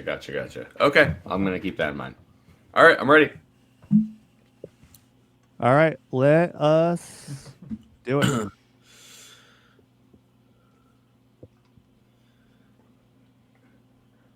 And action. All right. The last thing I want to mention about this chapter, as I kind of alluded to before, was just the dying prisoner himself and kind of the relationship that he has with Genli. They don't have a lot of commonality, of course, in their culture, in their lifestyle, in their upbringing. But they find they find like this shared appreciation of storytelling. And Azra mentions that's the prisoner. Azra mentions that no one chooses the world they're born into, and Genli pretty much is like, well, I did. He has this incredible, completely unique experience on Gethin where he is like, I have literally chosen to be here. And I guess there's a couple things. It's not that I have like fully fleshed out thoughts on this, but I really love the idea of, I guess, like where these two people are coming from.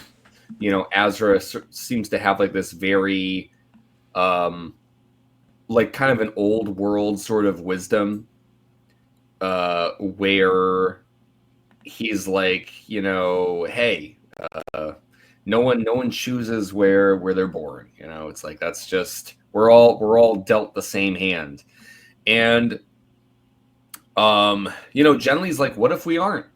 What if we weren't dealt the same hand? What if I'm a fucking alien from a completely different world?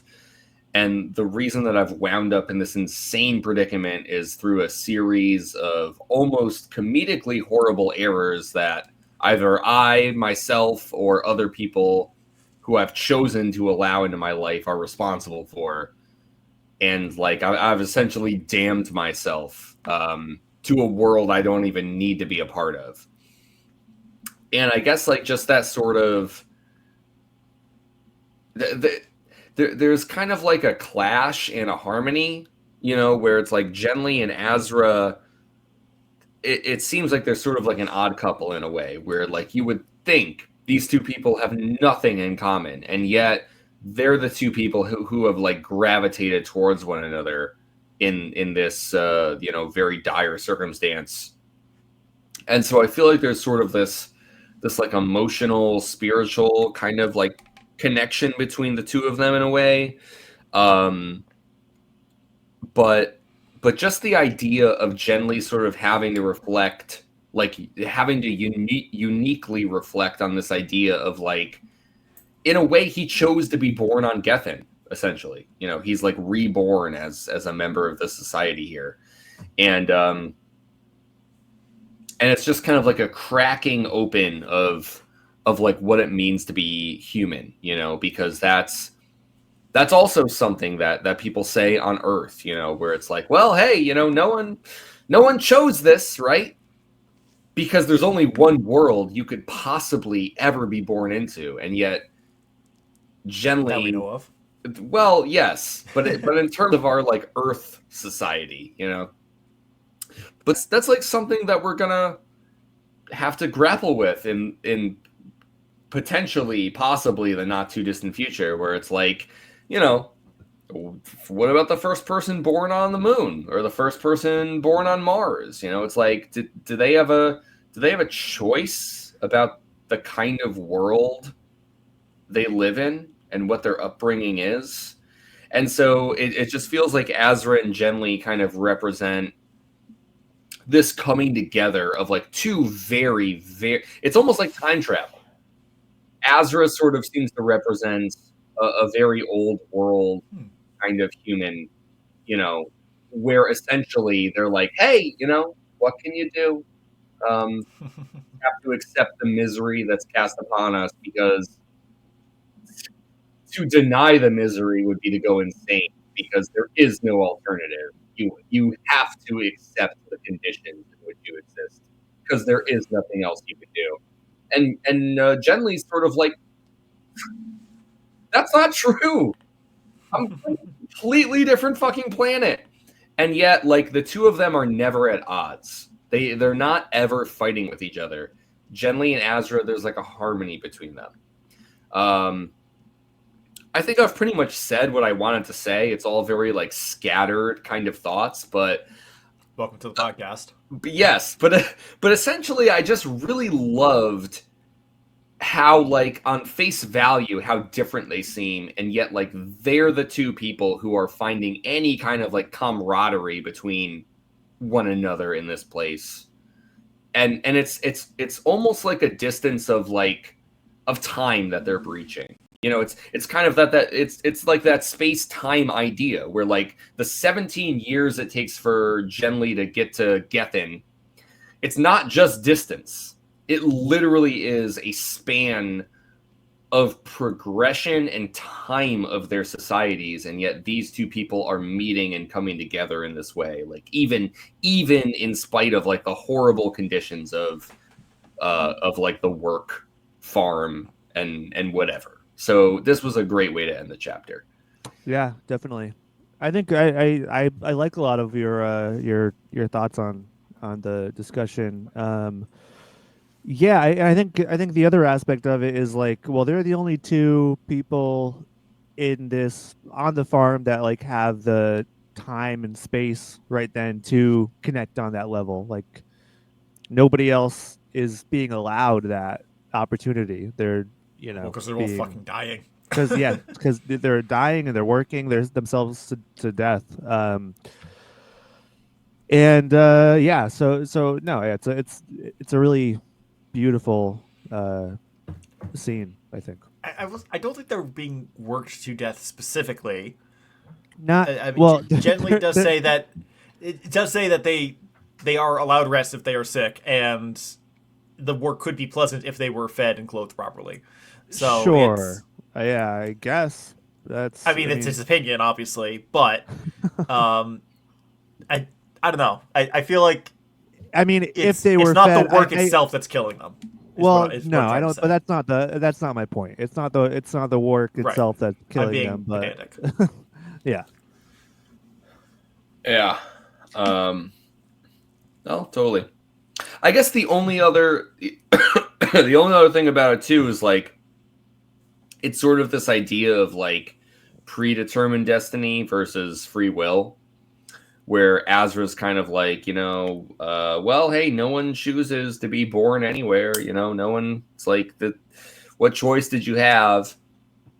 And so like Azra's very much kind of ascribing to this understanding of the universe, where it's like, you do not affect the universe. You don't have control. You just exist within the universe, and maybe even your entire existence was already essentially predetermined at, maybe at the inception of the universe or whatever. But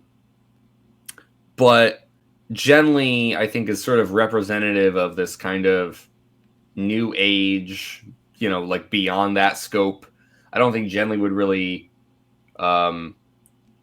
agree with that philosophy, but I kind of feel like in this moment he's sort of forced to consider, like, I don't know. It's like, did Genly choose to come to Gethin?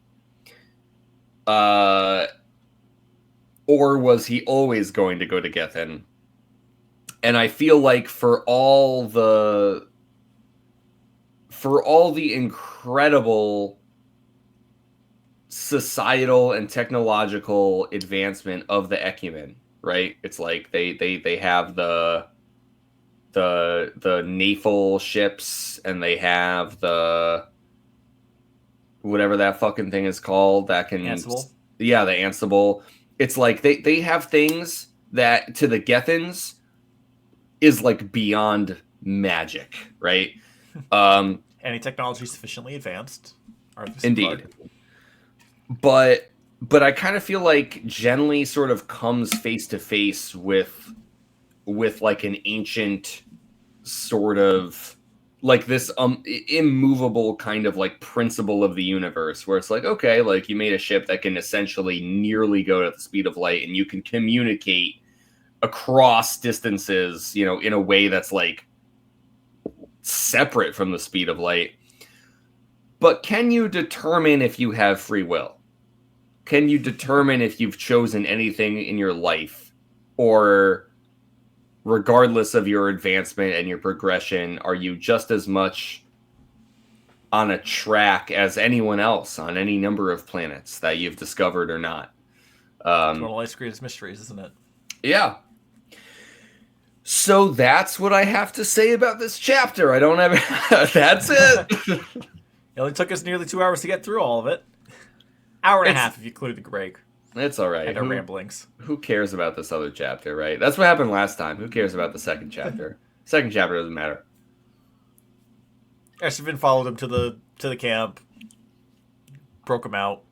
They finally understand each other. Thanks for listening, everyone. We'll see you next week. Maybe. Bye-bye. Yeah. Okay. Last chapter here. Chapter 14, The Escape. Josh is exactly right. Estraven goes through all of this planning. He breaks out Genly from the camp. And eventually Genly regains his awareness and his consciousness. And Estraven and Genly have a kind of reunion. Talking to one another. And there's plenty of interesting shit that happens here. Josh, why don't you start us off a little bit, if you'd like, and talk about your thoughts on this chapter or something you might like to discuss here. It was a slightly different chapter feel. I mean, obviously the tone of the chapter shifts considerably between Genly in prison and Estraven trying to break him out. But I don't know why I'm always taken aback by Estraven's chapters being in the first person, because the Genly in prison was mostly in first person as well. I don't know why Estraven's first person always seems to come across as weird and different to me. Maybe it's because it's a weird and different person to my experiences. I don't know. Yeah. Maybe it's the point. But it was nice to see Estraven finally coming to the realization that he is the one who got Genly into the situation by not fully explaining what was going on to Genly and making assumptions about what Genly already knew about their society. It was cool seeing his plan come together and go off without a hitch, essentially. And even though it kind of the book does kind of rush through that, as it kind of does with major events for some reason, you do get a sense of the danger that he's going through. Like, he's getting false papers, he's teaming up with this hunting party and then faking an illness at the closest town to the farm, and then using that, catching up to that hunting party as cover when he gets stopped by a patrol. He just waltzes in, and at like just the right time where they don't confiscate his better gear, so that he can actually like go and steal the gun from the cook and then shoot Genly in the head and walk him out there like he's as if he was dead. So it's another dense chapter that has a lot going for it. But the best part of it, I feel, is the end, when Genly and Estraven are finally starting to understand each other after Genly, recovers a little bit. After they both recover, because Estraven goes into like super sleep mode for a couple nights. And at the very end, we finally get this point of Genly admitting that he was wrong about Estraven, right? It was like he basically apologizes, and it was both an apology and an admission. It's like the second to last paragraph of the end of Yeah. the chapter. He And then he basically apologizes, but I don't know if he actually apologizes. You know what I mean? it may be hard to tell because he's, starved and not fully put together again yet. I mean, he's basically had gruel and broth for the last month and a half. Mm-hmm. And the broth was a recent thing that kind of snapped him out of his drug-induced haze and craze. The other big thing at the end here is that Eshravan asks Genli to teach him mind speech, so that there are no more lies between them. Yeah. So the next couple chapters could be finally that true understanding between them as they bring their worlds closer together. Yes. So I'm excited for that. See Yeah. how that plays out. Yeah, that is a big part here. Connor, what did you? Is this another chapter where you were sort of like, "Oh yeah, I kind of remember this too," or Yeah. whether or not that was the case? Anything you want to absolutely. share? Yeah. Yeah, no, I mean, I really appreciate the great journey Estraven goes on through this chapter. I like the kind of snappy pace that we get with it. I don't think it loses its sense of its sense of like happening or effort that Estraven puts in. It's nice kind of seeing the farm from a different perspective a little bit as well when Estraven kind of uh becomes a false guard. And I mean the Estraven going into Doth or Doth or whatever, that's just a fascinating concept. Watching that in action, and then yeah, I mean, as far as like, was it a real apology? I don't know, but they're at the very least they are closer to an understanding than they have been thus far. And I think that's the biggest takeaway. They seem to almost be there, which is which is nice. And I mean, it's there is an element of suspense and because for the majority of this chapter, Genli is out and Estervan doesn't even know if he's alive. He's like, oh, maybe he's just dead, and I did this for nothing. Maybe I'm just Yeah. carrying a dead body. Maybe I literally just killed him because Yeah. his biology is a little bit too different from ours.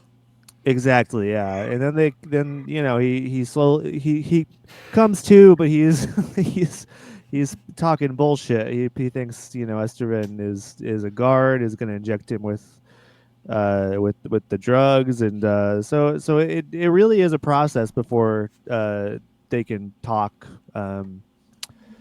to each other, Coherently. coherently, exactly, yeah. Yeah, but so I think this is we're at a real turning point in the book now. Definitely. There's a few things you mentioned there that I want to talk about. I guess I'll try and go in order of like least important, and hopefully we can kind of like build up organically and within our time frame here. The first thing was like, so Estraven entering Doth. This phase that kind of gives him incredible strength, but at the cost of like a very great recovery period. The first thing that I kind of wondered about, and I looked back in the book,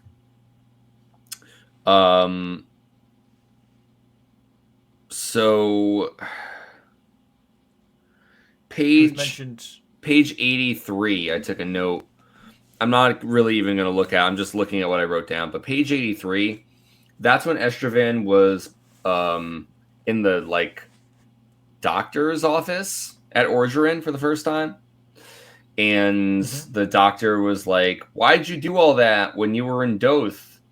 And Estraven was like, "I wasn't in Doth. And the doctor's like, you were in Doth. Come on. And Estraven's like, whatever. Fine, just get me out of here.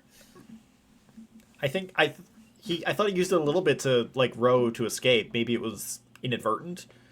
Yeah, I don't think But- it was. I do remember him Intentional. using it before. Yeah. Well, I guess this, like, Le Guin's done a really great job of like laying out, just completely giving you all this shit with no context. Like, here's the world, and then like 100 pages later, she's like, here's the explanation. I don't know if this is going to sound contradictory given what I was talking about of like trying to piece together character descriptions and all that, but I kind of love that shit when it comes to like world building and understanding like how a fictional like society or people functions. In The world this just case, exists. yes. It doesn't need to be explained. In this case, I thought it was really great. And it kind of connects back to like Estraven, like everything we learned about with Fax too in that chapter. It's like, oh, Estraven's part of the Handorata, and like when he's entering Doth, like that's not just something that like any old Githenian can do. This has to do with his sort of like psycho spiritual training, and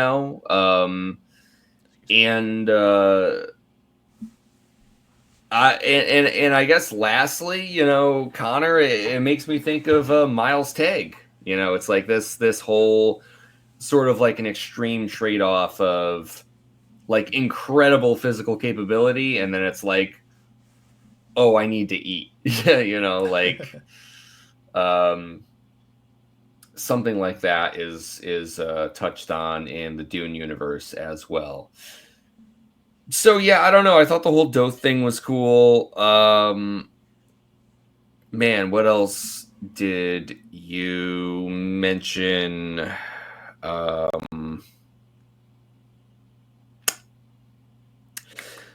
don't know. I mean, busting out, right? It's like, why don't we talk about Estraven actually getting Genly out of the place itself? I kind of shared a little bit about how I felt, and I was sort of two minds about it.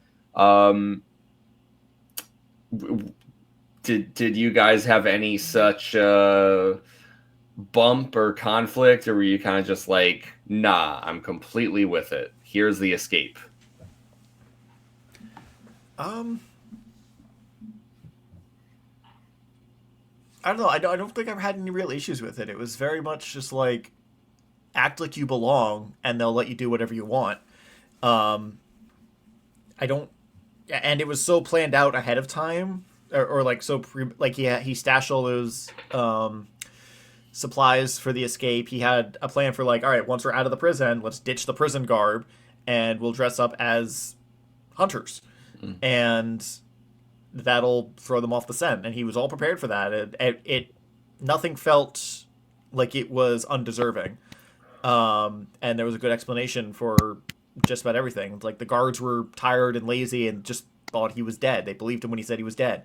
Genly was just a sack of fucking potatoes as far as Estraven was concerned. So it wasn't like he was fighting back or had to talk about anything. Yes, I'm sorry to interrupt, but only because that's like something I kind of forgot about, and now that you're bringing it up, that was one of the specific things that I was sort of like, okay, I get it. Like the guards don't care very much. Sure, but this Estraven hasn't even had one full day. He's been there for like 6 hours, and he's walking out of the room like, oh, got a dead guy here. And all the guards are just like, oh, throw him in the dead guy pile out back. No, not a single person is like, who the fuck are you? What are you doing walking? Who the fuck are you? I've never seen you before in my life. Why do you think they would care, though? Yeah. Why do you think that? Act like you belong? Okay. All right, no, it's just me. That's fine. We'll just. Yeah, I don't want to harp on this for 15 minutes. It's of just course like. the guards would make the new guy take the dead body out. But nobody's gonna be like, really? It's not suspicious. It's not suspicious that the guy who's been there for 4 hours is just like, oh, got a dead guy here. This is Nobody bats an eye. This is not the kind of place where they would. I mean, they're just not programmed that way. They're not. They're just a couple levels above the starving prisoners. Like they're not. Again, they're not thinking like well-fed, well-paid prison guards. That's not the kind of structure that they're working in. I think it's totally reasonable for him to be able to pull this off, and eventually, as we see the floodlights come on, they do eventually realize, oh, something's off. Where'd that guy go? It was too late at that point. But so I mean, for me, like I feel like Estraven, like Genly, if the tables were turned and Estraven was in prison and Genly had to break him out, I don't think he could have done this. Not even close. I mean, Genly is a very smart guy, but Estraven is like intimately familiar with this world. Obviously, he's native to it. He might be Carhittish, but he kind of knows how things work in Orgrin. And so, I mean, I don't know. I think he exploited known holes in this system that he was already intimately familiar with. And no, I think the apathetic prison guards. I think that makes total sense to me. At least these guys are not. They're not getting great benefits packages. What is their motivation to be like, oh, who is this guy? We gotta keep an eye on him. Like, what do they get out of that? Why would they think that? Is the boss gonna give them a raise? Like, I don't think so. I mean, I just think it's not like a Prison Break here in America. Yeah. Yeah. I'm with you on all that. I am. It's like it's one of those things where I'm like logically, rationally, I hear you lay it out. I'm like I get it. I don't disagree with you on any point. It's just one of those things where, I'm a stickler. It's like, sometimes I'm a bit of a stickler. It is what it is. There is kind of something that you mentioned there that I kind of want to connect this to and jump to that I think is even more interesting, which is that, so after Estraven pulls off the whole escape, and then he dresses up as the hunter and he's going back north. And he's like, the guards are never going to suspect that someone going north toward the prison is the person they're looking for. That I felt like was really clever and made a lot of sense. And there's a great line that I took a note of where Estraven says, as the guards like observe him and then like leave, this is on page 206. Estraven says, he had never seen my face, though he had it before his eyes half the night. And I mean, not only does it obviously connect to everything you're saying about the guards, kind of like dulled senses and everything, but to me, it's more of a likening of Estraven and Genly, where Genly keeps running into this thing of like, no matter how many people he tries to get in contact with and exposes himself to on Gethin, only one person has seen Genly. There's only one person, and it's Estraven.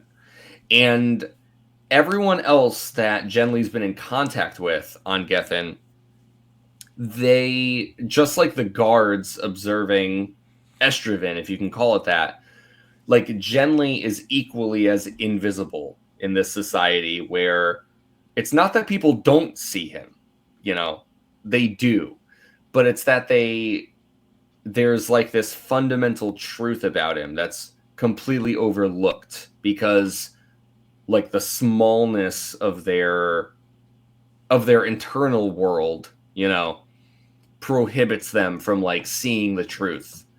And I feel like in this moment, like Genly and Estraven are kind of equated in that regard.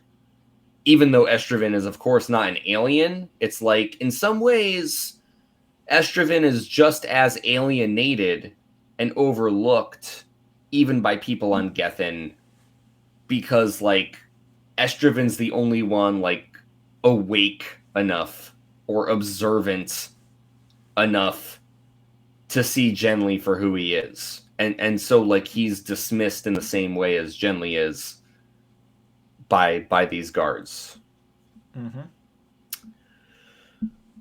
Yeah. And then Estraven and Genly have their whole talk. Yeah, Estraven actually gets kind of pissed, even though he doesn't express it. But, you know, when Genly's like, why? Why'd you do all this for me? Estraven's like fucking furious. I love that because this is from Estraven's perspective, like he's writing about like how livid he was, but when he actually expresses himself, like he's very even keel. But this is like a great insight into how Estraven and how the people of Gethin kind of like perceive things, and it's like, oh, they do feel anger. Kind of makes you wonder, like all the people on the truck, all the people of Orgeron, all the refugees. It's like they do feel confusion. They probably feel all those things you might expect, but they don't express it. And so Estraven here, like when Genly asks him that, why did you go through all this for little old me? Estraven is like, he's gonna fucking lose it, and it's a really great moment. And the frustrating thing for him too, I think, is that like in Estraven, from Estraven's perspective, he's been like illustrating the why for months to Genly, you know. But it's just the message has not landed. It just he's tried over and over again, and I mean it's finally what prompts them to kind of come to terms with their different communication styles. And and I mean that frustration obviously is amplified by him fucking carrying this guy for miles and miles and going to great lengths to break him out, and then after all that, Genly in his fucking post drug haze is just like, what the why what like yeah why like so yeah, of course you'd be frustrated. That it definitely makes Estraven a more I feel like a more real character to me in this moment than he has. Not that he's felt unreal, but it feels like a really earned frustration there. Yeah. And like talking about what Estraven's kind of like prompted to do, but you kind of reminded me, there's sort of this crazy moment in the chapter where Estraven just recounts everything that has happened throughout the story, but from his perspective. And it's kind of crazy because, like, you know, not only are the characters aware of this miscommunication between them, but like, you know, we've been talking about this. And so it's kind of wild that it's like finally Estraven is like, okay, you don't know why I did all this. Here's the reason why everything has occurred in the story so far, period. And I feel like a lot of it we've kind of pieced together or understood, but the one thing that like was most interesting to me, or like I didn't realize, I guess, until Estraven just laid it out there. But the whole reason that Estraven does not want the meeting with Genly and the King Argivan to go through at the beginning is because of Tybe's rise to the Chiamery kind of throws off this initial plan, you know? And so Estraven, it kind of throws everything into disarray, and Estraven feels like that Genly was going, like, it assured that Genly was going to be killed.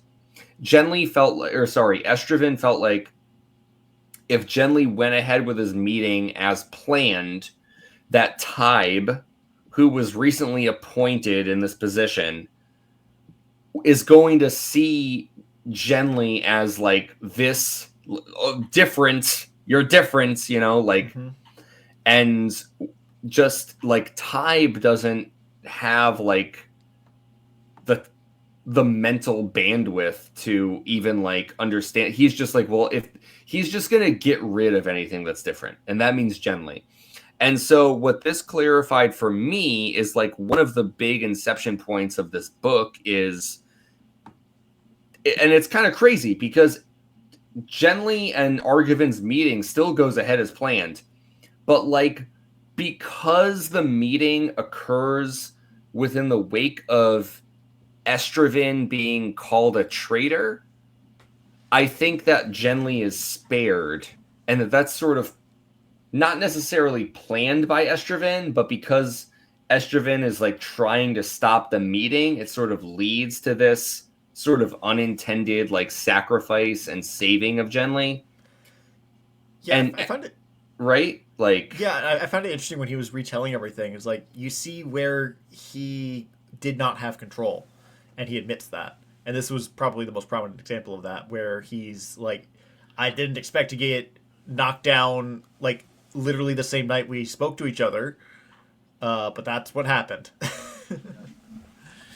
yeah, no, completely. And like that's super important because I think Genly feels like Estraven had way more control, and Genly's like, you know, that's why Genly hasn't trusted Estraven this entire time. And yet, like, from Estraven's perspective, all he was doing was trying his best to save Genly. And like he lays that out very clearly Mhm. here. And I While failing to communicate that yes, yeah, until right. now. But like Estraven doesn't realize he needs to be so explicit, I guess, with Genly, like up until this point, and eventually he's like, oh well, I'm dealing with a fucking baby who doesn't understand Shifgrathor, so I guess I need to just tell you. That's weird. And in that sense, they're like I think Estraven sort of like saying all this. It's like that's such a vulnerable moment. Like it's almost like mind speech in and of itself. You know, just Mm-hmm. for Estraven to forego Shifgrathor and just say all this in the first place. But the thing I want to end on here for myself, and then obviously please let me know if you want to add on to anything, but it's like the thing is like even though Estraven is so vulnerable, he shares so much, Genly is still sort of like, huh? What? Really? And Estraven says, I'm the only man in Gethin that has trusted you entirely. Teach me your mind speech, and then you will know why I've done this. Yeah. And the fact that the fact that Estraven says that, Estraven says, if you teach me your mind speech, you'll know why I've done this. It means that there must be an explanation beyond the cut and dry, but still vulnerable sort of retelling that Estraven offers here. And in my mind, this is more evidence in the corner of that reason being that Estraven is in love with Genly. I think that's why he's done this. Huh. I think Estraven literally loves Genly as in a like Kemmer pairing. And Genly's completely oblivious and totally outside of this situation. And I think that's why Estraven is saying, teach me your mind speech. Because why, whether this is the reason or not, I think it has to be that there must be a deeper reason than what he offers here. Because if that were not the case, he would not need mind speech to communicate that. And yet it feels like there must be something deeper that Estraven feels like he cannot convey through his words, that he has to tell Genly to explain why he has done what he has done.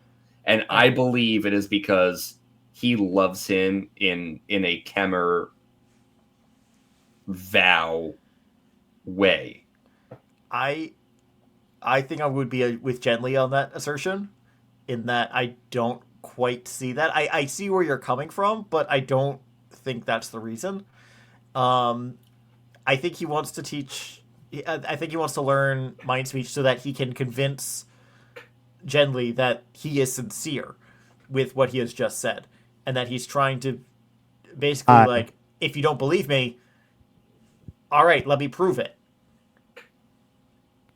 So and I honestly, like, it could be as simple as that too. Like, I understand that as well. Yeah. Mm-hmm.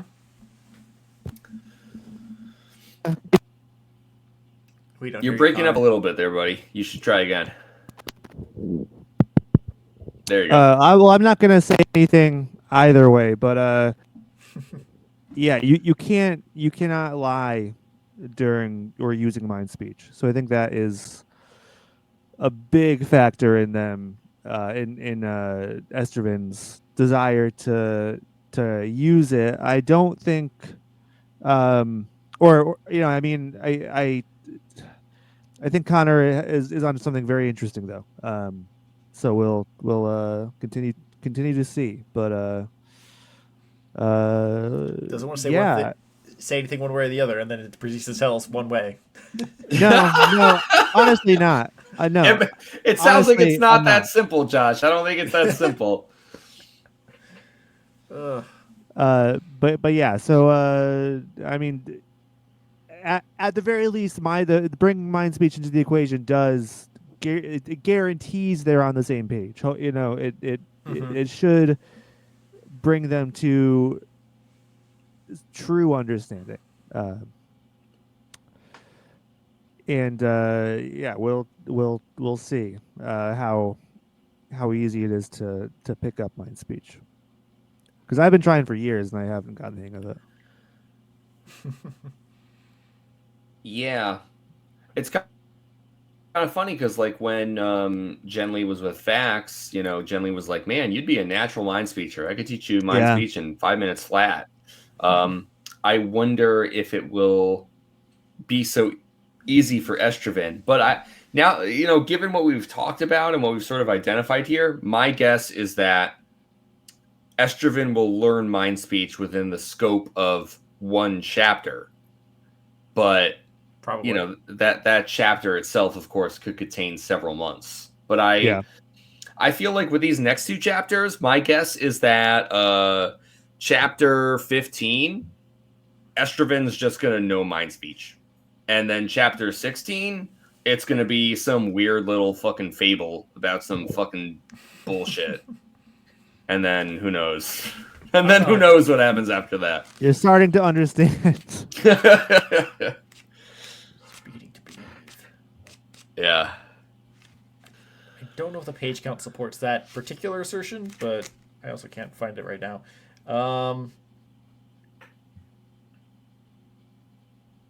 Yeah, who knows? Looks like chapter 16 is about 18 pages. No, I'm doing my math wrong. 17 pages. Right? It's about how long it takes to learn mind speech, I think. 17 pages. Not bad. Oh, yeah. Chapter 15 is 23 pages. So we got about 40 pages ahead of us for next week. Hey, not bad at all. I mean, we know there's 20 pages in this book, so that means there's 3 more discussions for us to have. There's a few more than 20 pages.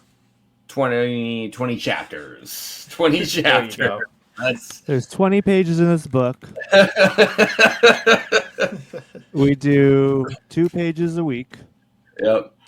We have about 112 pages remaining in Connor and I's copy. Is that counting the glossary? It is not. That is to the end of the text of the story. Okay. Oh, that makes sense. So 3 more discussions. They're probably all averaging about 40 pages or so. So Yep. There you go. Yeah, I'm excited.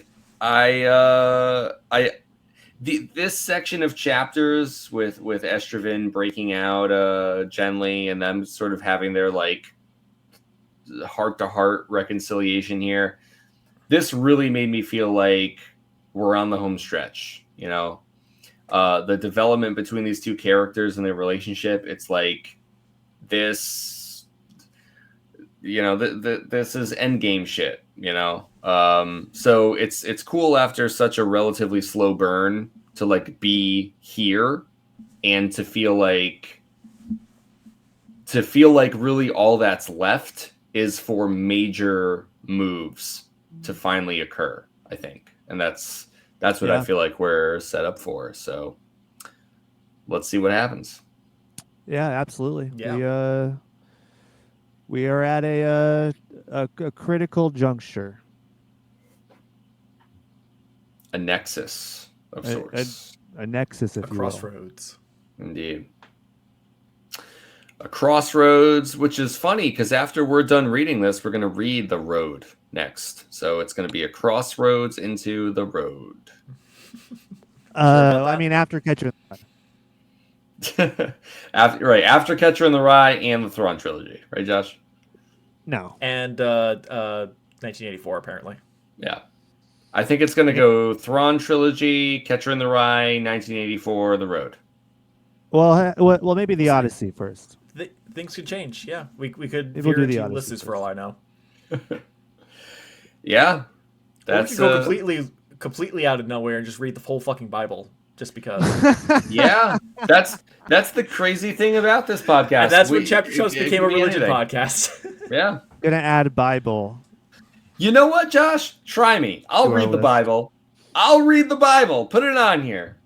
All right, put it on your list if you want to.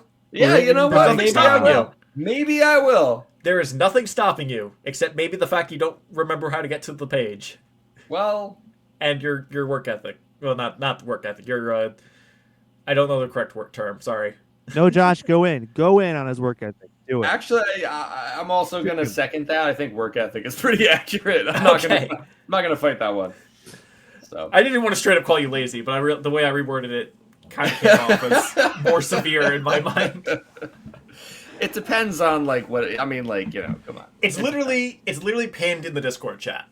If you ever need to get to it to update your list. He doesn't know how to use Discord. Josh, you have to imagine that you are talking to your parents. I don't know what you mean. I don't know what the fuck you're talking about. In the Discord chat, there's literally at the top of the page an icon of a thumb pin, of a thumbtack, a pin. You need to use mind speech to get to him. Yeah, Josh, it's the only way we can understand each other. All right, Connor, take us away. All right. Yeah, good chat, boys. I'm excited, for the rest of the book. I think we're at a cool point now. And it's just going to get cooler. If you liked what you heard, yes, it's going to get a lot cooler. You can follow us on social media on both Twitter, X, the Everything app, and Blue Sky at Chapter Chumps. On both platforms. If you want to email us, you can do so, chapterchumpspod@gmail.com. Please head on over to Apple Podcasts and or Spotify. Give us a 5-star rating and a glowing review. Chapters 15 and 16 next week. But until then, folks, as always, you can just walk on in there. You don't have to stay where you are. You can just walk out. There we go. Sage wisdom. I almost did. Good job, guys. We're in the end game. Doctor Strange quote, but save that for next episode. Yeah, maybe next time or the week after. We're in the Avengers Endgame. Totally. Well, Connor, I can't hear you because you broke your microphone, but I think you're probably just saying, hey, nice talk, guys. Oh, see you later, blah, blah, blah. Yes, whatever.